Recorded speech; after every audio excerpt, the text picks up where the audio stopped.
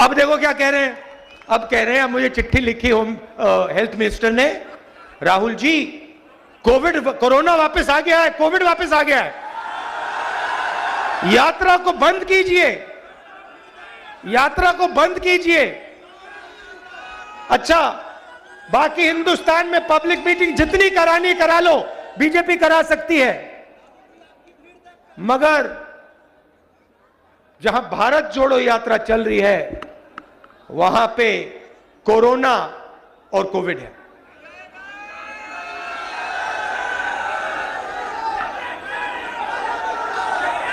ये देखिए, ये कांग्रेस पार्टी की, हुड्डा जी ने कहा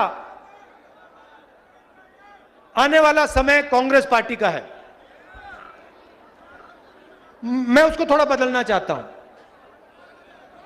ये जो कांग्रेस पार्टी है ये आपका औजार है, ये आपका हथियार है। किसका? किसानों का, मजदूरों का, छोटे व्यापारियों का, युवाओं का, ये उनका हथियार है। तो आने वाला समय कांग्रेस पार्टी का नहीं होगा, आने वाला समय हरियाणा की जनता का, किसान का, मजदूर का होगा। जरूर कांग्रेस पार्टी आपके साथ खड़ी होगी, मगर समय कांग्रेस पार्टी का नहीं, आपका होगा। 3000 किलोमीटर भाइयों और बहनों में चला हूं, बारिश में, गर्मी में, सर्दी में, हजारों लोगों से बात की है, किसानों से, मजदूरों से, युवाओं से। युवाओं से पूछता हूं, क्या पढ़ा तुमने? कहते हैं इंजीनियरिंग की, कोई कहता है डॉक्टर बनना चाहता हूं, कोई कहता है मैंने आईएएस की तैयारी की। फिर मैं पूछता हूं इंजीनियर बनना था, अब क्या कर रहे हो? कहते हैं पकोड़े तल रहे हैं, पकोड़े तल रहे हैं, मिर्ची के पकोड़े, प्याज के पकोड़े। उबर गाड़ी चला रहे हैं, मजदूरी कर रहे हैं, और जो मजदूरी उबर नहीं चला रहे हैं, मजदूरी नहीं कर रहे हैं, वो कहते हैं हम तो बेरोजगार हैं।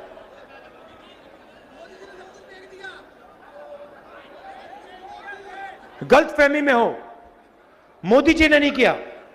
जैसे मैंने कहा ना, इनके पीछे लगाम लगी है, वैसे ही लगाम प्रधानमंत्री जी के पीछे भी लगी हुई है।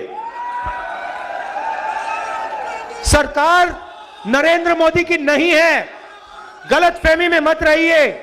नरेंद्र मोदी जी की सरकार नहीं है, अदानी और अंबानी की सरकार है। आप किसी भी छोटे व्यापारी से पूछ लो, वो आपको बता देगा नोटबंदी क्यों की गई, गलत जीएसटी क्यों लागू की गई। छोटे व्यापारियों को, स्मॉल और मीडियम बिजनेस चलाने वालों को खत्म करने के लिए नोटबंदी और जीएसटी लागू की गई। और यहां पे आपको फरीदाबाद में सबसे बेहतर मालूम है, क्या सपना देखा था आपने, क्या सपना देखा था मैन्युफैक्चरिंग सेंटर का, चाइना के साथ कंपटीशन का सपना आपने देखा, सारा का सारा बर्बाद हो गया, खत्म हो गया। यह आपकी सच्चाई है। सपना क्या था? आज आप अपने जूते के नीचे देखो मेड इन चाइना, शर्ट के पीछे देखो मेड इन चाइना। सपना यह था जब चाइना का कोई युवा बेजिंग की दुकान में जाके शर्ट खरीदे, उसके पीछे लिखा हो मेड इन फरीदाबाद। वो पूछे भैया ये फरीदाबाद क्या है, ये कौन सी जगह है? ये था सपना आपका। और यही सपना हमें पूरा करना है, क्योंकि अंत में, भाइयों और बहनों, अंत में 21वीं सदी के दुनिया में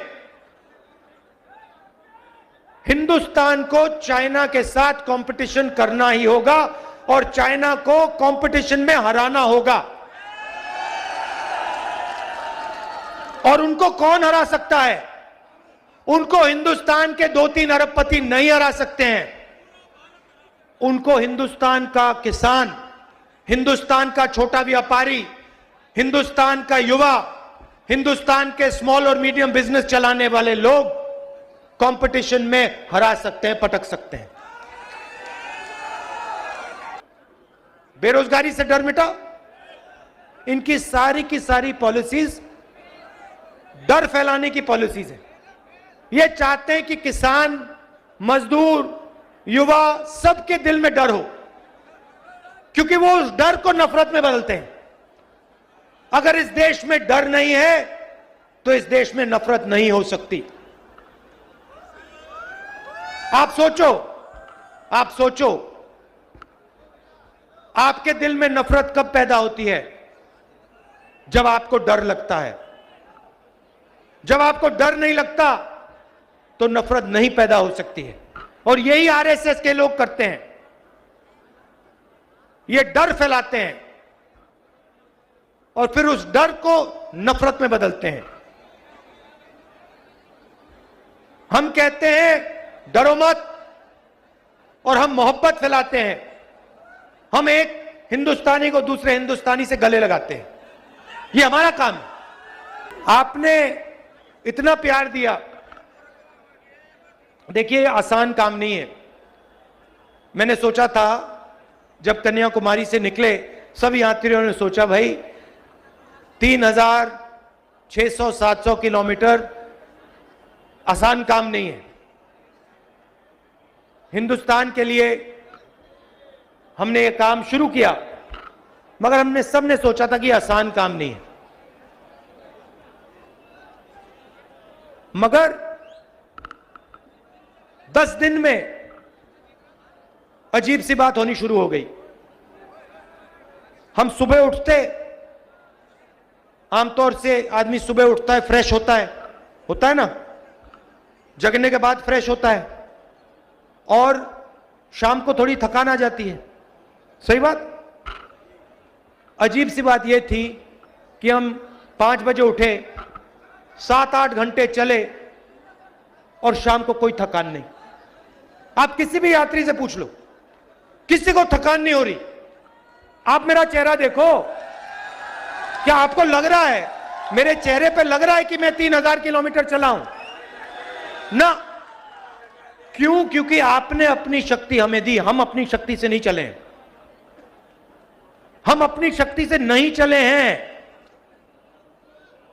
हम आपके प्यार और आपकी शक्ति प्रयोग करके चले हैं। आपने हमें चलाया है।